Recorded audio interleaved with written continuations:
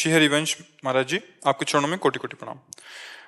महाराज जी, इनका प्रश्न है कि इन्होंने अपनी तरफ से सच्चे प्रेम किया, पति से छल कपट झूठ निंदा अपमान मिला, इसलिए बस अपनी 2 बच्चियों के प्रति कर्तव्य निभाते हुए लाडली जू की आश्रित हूँ, अलग रहती हूँ। श्री जी कृपा से एक नौकरी है जिससे श्री जी बच्चियों का पालन पोषण करते हैं। प्रश्न यह है कि प्रभु, क्या सब छोड़कर बस श्री जी के आश्रित जीवन व्यतीत करना चाहिए या अर्जुन की तरह संविधान के मुताबिक अपने बच्चों के हक के लिए परिश्रम करना चाहिए? ऐसा लगता है यदि मैंने दूसरा मार्ग लिया तो मेरी श्री जी का आश्रय छूट जाए। नहीं नहीं, श्री जी का अंदर आश्रय रखे, बाहर व्यवहार में अपने कर्तव्य का भी पालन करे। ऐसा नहीं कि आश्रय लेके चुपचाप बैठ जाओ, कोई साधु महात्मा नहीं हो।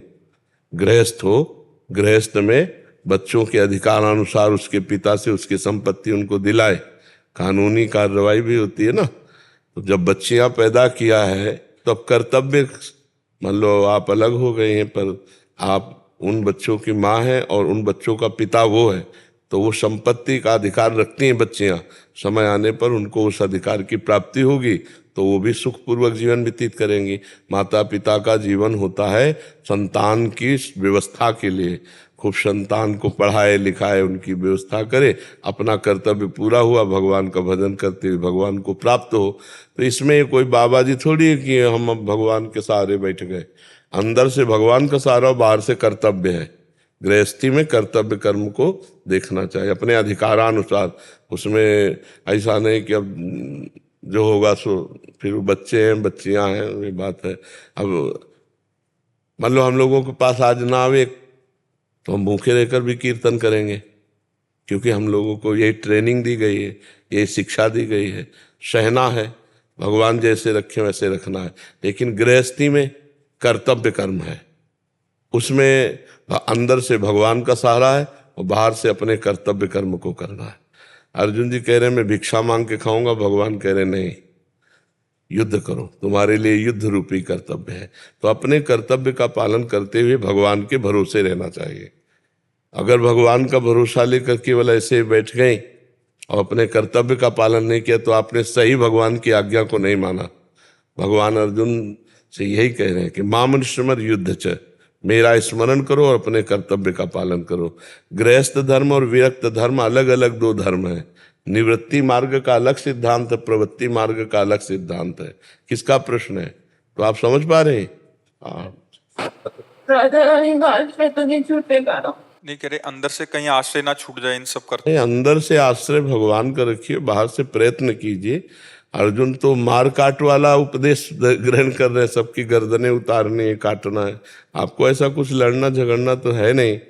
अगर बच्चे थोड़ा सयाने हो तो उनको उनके पिता के हक को दिला दीजिए, क्योंकि तभी उनका जीवन थोड़ा सुव्यवस्थित हो पाएगा। क्योंकि आपके पास इतनी सामर्थ्य तो दिखाई नहीं दे रही कि आप इतने सक्षम हो कि अपनी पुत्रियों को सब, तो उनके पिता के पास तो संपत्ति होगी ही ना। प्रभु मैंने मेरी नौकरी है, नौकरी के उससे पाल सकती हूँ बच्चों को, तो अच्छे पैसे मिलते हैं, तो फिर जरूरत नहीं है। फिर तो आप समर्थ हैं, आप अपने बच्चों को पढ़ा लिखा करके आप उनको फिर अच्छी नौकरी दिला सकते हैं। बस इसमें ये दिक्कत है प्रभु की नौकरी मेरी भी जिंदगी भर नहीं रही। एज मतलब मदर होने के नाते दोनों बच्चों को पालने के लिए मुझे उनको टाइम देना पड़ेगा, तो शायद मुझे अपनी नौकरी छोड़नी पड़े। हाँ, पर कुछ तो ऐसी संपत्ति तो एकत्रित कर ही लीजिए जिससे उनके बच्चों का भविष्य उज्जवल हो जाए, क्योंकि आजकल पढ़ाई लिखाई में बहुत पैसा लगता है। और बच्चे में कोई भेद नहीं, बच्चियां पढ़ लिख कर देखो, स्त्री ही तो हमारे देश की राष्ट्रपति है। देखो लड़कियां राइफल लिए हुए बॉर्डर पे खड़ी, किस बात में कम है पुरुष से? तो बच्ची का भेद तो रखना नहीं चाहिए। 2 बच्चियां मतलब 2 पुत्र हैं, कोई उसमें भेद नहीं। पढ़ा लिखा करके उनको अच्छे वो अपने अनुकूल वर वर्ण कर ले और बढ़िया गृहस्थी में जीवन व्यतीत करें, कोई बात शोक की बात नहीं। अगर आपके पास ऐसे देखो, समस्याएं कई तरह की होती है, बड़ा संकटपूर्ण जीवन है, कभी भी कुछ भी कहीं भी। अब वो तो संपत्ति अगर उनको पिता की सहयोगी तो और ज्यादा उनको सहयोग मिल जाए।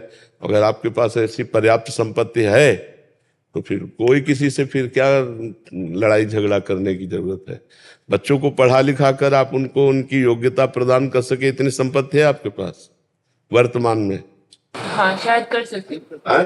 कर लूंगी। हाँ तो बस फिर हमें लगता है फिर अगर वो स्वेच्छा से दे दे तो दे दे, नहीं झगड़ा मत करो, क्योंकि राग द्वेष पूर्वक लड़ाई झगड़े से वो बच्चों की भी जिंदगी में वही संस्कार भर जाएंगे।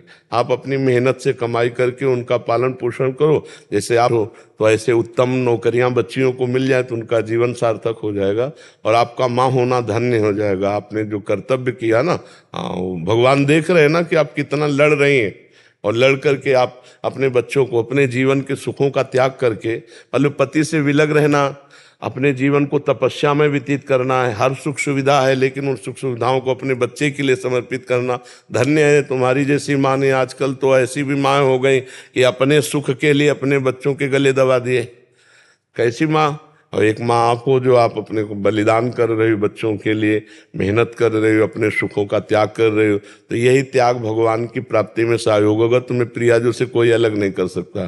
सो सुख वांछा ही अलग करती है, भोग वासना ही भगवान से अलग करती है। और त्याग पूर्वक चाहे बच्चा हो चाहे परिवार हो, दूसरों के प्रति समर्पण का भाव, तो उसे भगवान का सहयोग मिलता रहता है, भगवान का आश्रय रहता है। आप अनाथ नहीं हो, नाथ अनाथल हित समर्थ मोहन श्री राधा, प्रभु आपके साथ है। आप बिल्कुल मजबूत रहिएगा और प्रसन्न रहिएगा, हमारी बात पर आप टिकिएगा। हाँ कभी आप दुखी मत होइएगा, पुष्ट रहिएगा। परम पति जब साथ है तो नाशवान पति ना भी हो तो क्या फर्क पड़ता है। नाशवान पति मान लो साथ छोड़ दे तो परम पति तो साथ है, फिर क्या, मस्त रहो, भगवान साथ है।